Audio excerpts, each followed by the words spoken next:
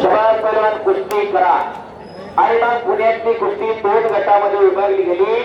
शिवराम माले विरुद्ध चंदुबाई वाले आणि गटामध्ये मल्लयुद्ध पुण्यामध्ये व्हायला लागलं. पूर्वी शिवाजीनगरला जुना शिवाजी आखाडा होता, तिथं मैदान व्हायची आणि काही मैदानात डेक्कन जिमखान्याला व्हायची. पुण्यामधले 2 प्रसिद्ध गट शिवराम वाले आणि चंदुबाई वाले.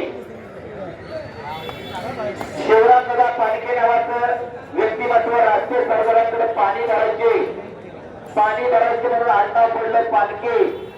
शिवराम दादा तसे मूळचे काशीवर पुण्यामध्ये आले आणि आपली कुस्ती कौशल्यानं पुण्याच्या पेशवाईचा मराठेशाहीचा नावलौकिक केला. इथं आले हाताची